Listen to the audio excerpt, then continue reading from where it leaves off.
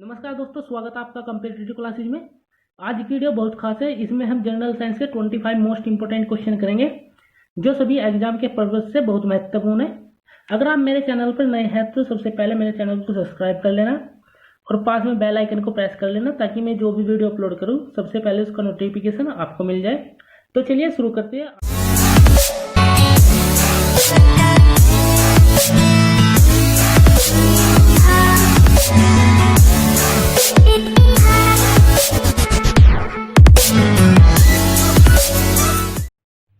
सूर्य पर ऊर्जा का निर्माण होता है। आपको बताना है सूर्य पर ऊर्जा का निर्माण कैसे होता है। ऑप्शन ए नाभ के विखंडन द्वारा, ऑप्शन बी नाभ के संलयन द्वारा, ऑप्शन सी ऑक्सीकरण अभिक्रियाओं द्वारा, ऑप्शन डी अवकरण अभिक्रियाओं द्वारा। इसका राइट आंसर आपको बताना है। इसका राइट आंसर है ऑप्शन बी नाभ के संलयन द्वारा। सूर्य पर ऊर्जा का निर्माण नाभ के संलयन द्वारा होता है। नेक्स्ट क्वेश्चन है, प्लास्टर ऑफ पेरिस का सूत्र है। आपको प्लास्टर ऑफ पेरिस का फॉर्मूला बताना है, क्या है। Option A CaSO4, option B CaSO4 into H2O, option C CaSO4 into half H2O, option D CaSO4 into 2H2O। आपको राइट आंसर बताना है। इसका राइट आंसर है option C CaSO4 into half H2O। CaSO4 into half H2O plaster of Paris का formula है। अगला question है, निम्नलिखित में से किस खनिज द्वारा लोहा प्राप्त किया जाता है। आपको इनमें से बताना है किससे लोहा प्राप्त किया जाता है।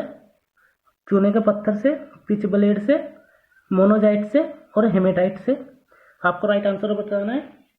इसका राइट आंसर है ऑप्शन डी हेमेटाइट से। हेमेटाइट लोहे की अयस्क है यानी ओर है, इससे लोहा प्राप्त किया जाता है। क्वेश्चन नंबर 4 है, एक कार की बैटरी में प्रयुक्त विद्युत अपघटय होता है। जो कार की बैटरी होती है उसमें क्या प्रयुक्त होता है। ऑप्शन ए हाइड्रोक्लोरिक अम्ल, ऑप्शन बी सल्फ्यूरिक अम्ल, ऑप्शन सी नाइट्रिक अम्ल, ऑप्शन डी आसूत्र अम्ल। आपको राइट आंसर बताना है। एक कार की बैटरी में प्रयुक्त विद्युत अपघटय होता है। इसका राइट आंसर है ऑप्शन बी सल्फ्यूरिक अम्ल। सल्फ्यूरिक अम्ल का प्रयोग कार की बैटरी में प्रयोग किया जाता है। अगला क्वेश्चन है, यदि किसी ऐनक के लेंसों की शक्ति +2 डायोप्टर हो तो इसकी फोकस दूरी क्या होगी। आपको बताना है किसी ऐनक की जो लेंस है उसकी पावर से लेंस की शक्ति 2 डायोप्टर है तो इसकी फोकस दूरी क्या होगी। फोकस दूरी का जो फॉर्मूला होता है वो होता है F = 1/d यानी डायोप्टर और F से फोकस। तो इसका राइट आंसर है ऑप्शन सी 50 सेंटीमीटर। अगला क्वेश्चन है, 100 वाट का बिजली का बल्ब यदि 10 घंटे जले तो बिजली का खर्च होगा। आपको बताना है अगर 100 वाट का बल्ब 10 घंटे जले तो बिजली का खर्च कितना होगा। 0 से 1 इकाई के बीच, 1 इकाई यानी यूनिट, 10 इकाई या 100 इकाई। इसका जो फॉर्मूला होता है वो क्या होता है, आपके पास कितना वोट का बल्ब है या कुछ भी उपकरण है और आपने कितने घंटे उसको चलाया वो टाइम आएगा और डिवाइड कर देंगे हम 1000 से। ये हमारा निकल जाएगा कितनी यूनिट आई। इसमें क्या है 100 वाट का बल्ब है और वो हमने 10 घंटे चलाया और हम इसको 1000 से डिवाइड कर देंगे तो ये कट जाएगा तो क्या आएगा 1 यूनिट। तो इसका राइट आंसर है ऑप्शन बी 1 इकाई। अगला क्वेश्चन है, भारी पानी वह होता है। आपको भारी पानी बताना है कौन सा होता है। ऑप्शन ए जिनका तापमान 4 डिग्री सेल्सियस पर स्थिर रखा जाता है, ऑप्शन बी जिनमें कैल्शियम और पोटेशियम के अविलेय लवण होते हैं, ऑप्शन सी जिनमें हाइड्रोजन का स्थान आइसोटोप ले लेता है, ऑप्शन डी जिनमें ऑक्सीजन का स्थान आइसोटोप ले लेता है। इसका राइट आंसर है ऑप्शन सी, जिनमें हाइड्रोजन का स्थान आइसोटोप ले लेता है। भारी पानी का सूत्र क्या होता है? D2O, deuterium oxide. तो और जो नॉर्मल पानी होता है उसका होता है H2O, यानी हाइड्रोजन का स्थान ड्यूटेरियम ने ले लिया। तो इसका राइट आंसर है ऑप्शन सी, जिनमें हाइड्रोजन का स्थान आइसोटोप ले लेता है। अगला क्वेश्चन है, ठंड के दिनों में लोहे के गुटकों और लकड़ी को प्रातः काल छुए तो लोहे का गुटका ठंडा लगता है, क्योंकि आपको बताना है कोई एक लकड़ी का गुटका है और एक लोहे का गुटका है। अगर हम उस दोनों को प्रातः काल छुए तो हमें लोहे का गुटका ज़्यादा ठंडा लगता है लकड़ी के अपेक्षा। तो इसका क्या रीजन होता है? ऑप्शन ए, लोहे के गुटके का ताप लकड़ी के गुटके से कम होता है। ऑप्शन बी, लकड़ी की तुलना में लोहा ऊष्मा का अच्छा चालक है। इसका राइट आंसर है लकड़ी की तुलना में लोहा ऊष्मा का अच्छा चालक होता है। अगला प्रश्न है, हवा में किस गैस की मात्रा सबसे अधिक होती है? आपको बताना है हवा में किस गैस की मात्रा सबसे अधिक होती है। तो इसका राइट आंसर है ऑप्शन डी, नाइट्रोजन। नाइट्रोजन की मात्रा हवा में 78% होती है। अगला प्रश्न है, मानव शरीर का सामान्य तापमान क्या होगा? आपको मानव शरीर का सामान्य तापमान बताना है, क्या है? इसका राइट आंसर है ऑप्शन सी, 37 डिग्री सेल्सियस। यह मानव शरीर का सामान्य ताप है। अगला प्रश्न है, मच्छर भगाने वाली दवाओं में सक्रिय रसायन है, जो मच्छर भगाने की दवाई होती है उनमें सक्रिय रसायन क्या होते हैं, यानी कि केमिकल कौन सा होता है इनमें? एलिथ्रीन, स्टोपिन, 2 आइसोप्रोक्सीफिनाइल, ऑप्शन डी बेंजीन, हेक्साक्लोरोफीन। तो इसका राइट आंसर है ऑप्शन ए, एलिथ्रीन। मच्छर भगाने वाली दवाओं में एलिथ्रीन का उपयोग किया जाता है। अगला प्रश्न है, HIV द्वारा होने वाला रोग है, जो HIV है उससे क्या रोग होता है? तो इसका राइट आंसर है ऑप्शन डी, एड्स। जो HIV से एड्स होता है। HIV की फुल फॉर्म है ह्यूमन इम्यूनो डिफिशिएंसी वायरस। अगला प्रश्न है, रेडियोधर्मी पदार्थ उत्सर्जित करता है, जो रेडियोधर्मी पदार्थ होते हैं वो इनमें से क्या उत्सर्जित करता है? अल्फा किरणें, बीटा किरणें, गामा किरणें या उपरोक्त सभी। तो इसका राइट आंसर है ऑप्शन डी, उपरोक्त सभी। रेडियोधर्मी पदार्थ अल्फा किरणें भी, बीटा किरणें भी और गामा किरणें भी उत्सर्जित करता है। नेक्स्ट प्रश्न है, निम्नलिखित में कौन वैकल्पिक ऊर्जा का सबसे बड़ा भंडार है? ऑप्शन ए, सौर ऊर्जा, ऑप्शन बी, ज्वारीय ऊर्जा, ऑप्शन सी, परमाणु ऊर्जा, ऑप्शन डी, भू ऊष्मीय ऊर्जा। इसका राइट आंसर आपको बताना है।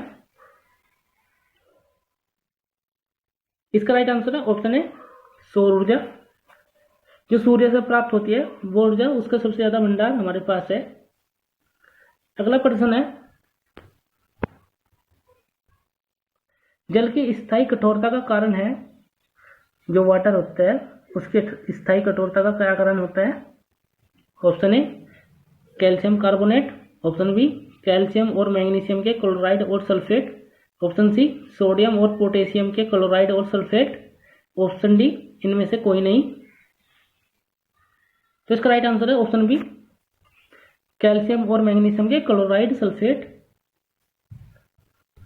ये सभी क्वेश्चन बहुत महत्वपूर्ण है, लगभग सभी एग्जाम में रिपीट होते आ रहे हैं और आशा है आगे भी होंगे। अगर आपने मेरे चैनल को अभी तक सब्सक्राइब नहीं किया तो आप सबसे पहले इसको सब्सक्राइब कर लेना और पास में बेल आइकन को प्रेस कर लेना, ताकि मैं जो भी वीडियो अपलोड करूं उसका नोटिफिकेशन आपको मिल जाए। प्रश्न नंबर 16 है, निम्नलिखित में सबसे भारी धातु है, आपको सबसे भारी धातु बतानी है, निम्न में कौन सी है? ऑप्शन ए तांबा, option B uranium, option C aluminium, option D चांदी। तो इसका राइट आंसर है ऑप्शन बी यूरेनियम।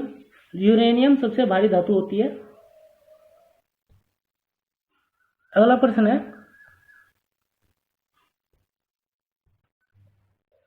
जब हम बकरी या भेड़ खाते हैं तब हम प्राथमिक उपभोक्ता होते हैं, द्वितीयक उपभोक्ता होते हैं, तृतीयक उपभोक्ता होते हैं, या ऑप्शन डी इनमें से कोई नहीं है? तो इसका राइट आंसर है ऑप्शन बी द्वितीयक उपभोक्ता।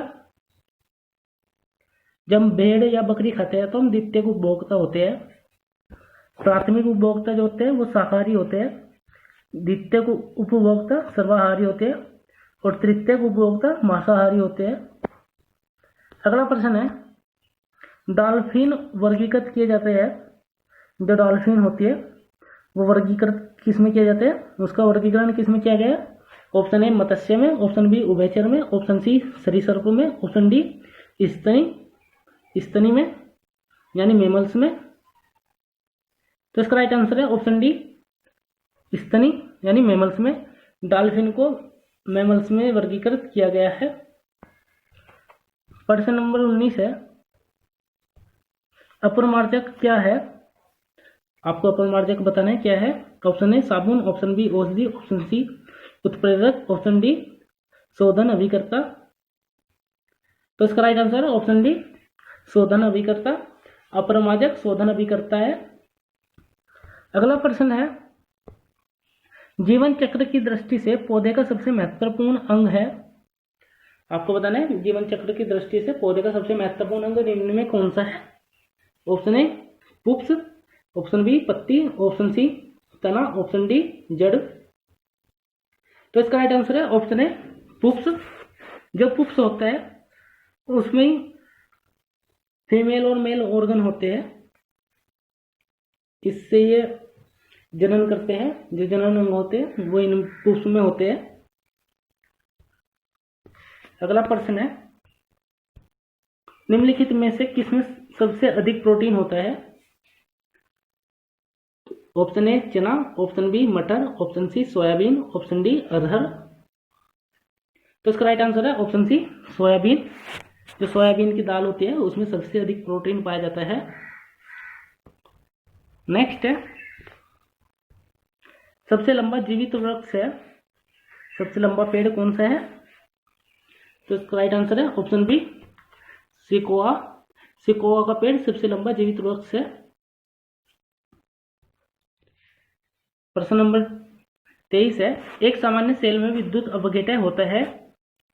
जो एक सेल होता है उसमें विद्युत अपघटय निम्न में कौन सा होता है? ऑप्शन ए जस्ता, ऑप्शन बी सल्फ्यूरिक अम्ल, option C ammonium chloride, option D manganese dioxide. तो इसका राइट आंसर है ऑप्शन बी सल्फ्यूरिक अम्ल। नेक्स्ट है, डायनामा बदलता है। जो डायनामा होता है वो किस ऊर्जा को किस में बदलता है? विद्युत ऊर्जा को गतिज ऊर्जा में, ऑप्शन बी यांत्रिक ऊर्जा को विद्युत ऊर्जा में, ऑप्शन सी विद्युत ऊर्जा को यांत्रिक ऊर्जा में, ऑप्शन डी रासायनिक ऊर्जा को विद्युत ऊर्जा में। तो इसका राइट आंसर है ऑप्शन बी यांत्रिक ऊर्जा को विद्युत ऊर्जा में। डायनामा यांत्रिक ऊर्जा को विद्युत ऊर्जा में बदलता है। जो डायनामा का प्रयोग होता है वो डैम वगैरह में, डैम पर होता है, बिजली बनाने का काम करता है ये। अगला प्रश्न है, एक माइक्रोन बराबर होता है। एक माइक्रोन होता है वो किसके बराबर होता है? तो इसका राइट आंसर है ऑप्शन सी